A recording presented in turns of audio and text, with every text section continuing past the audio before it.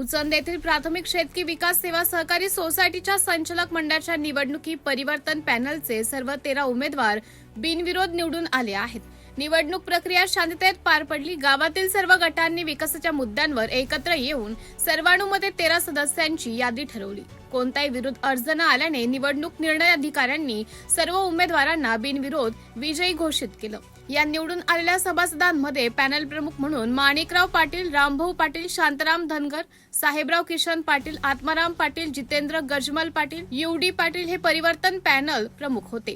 तर इथून निवडून आलेले सभासद आहेत रविराम तापीरावमा पाटील, मुरलीधर भगवान पाटील, सुभाष त्र्यंबक पाटील, श्रीराम आत्माराम पाटील, विलास त्र्यंबक पाटील, युवराज रामा नमायत, शेख अकबर शेख अफसर, प्रमोद कौतिकलाल पाटील, निलेश अजबराव पाटील आणि विजय शालिक पाटील. महिला राखीव गटातून आशाबाई रामभाऊ पाटील आणि जनाबाई काशीनाथ भोलाने, तर ST गटातून किरण तुक्काजी तायडे यांची बिनविरोध निवड झाली आहे. नवीन कार्यकारिणीकडून शेतकऱ्यांना वेळेवर कर्ज वाटप, बी बियाणे व खतांचे योग्य दरात वितरण, शासकीय योजनांची माहिती आणि सोसायटीच्या कामात पारदर्शकता या अपेक्षा आहेत. उचंदे गावाच्या शेती विकासाला या नवीन संचालक मंडळामुळे नवी गती मिळेल अशी आशा व्यक्त होत आहे.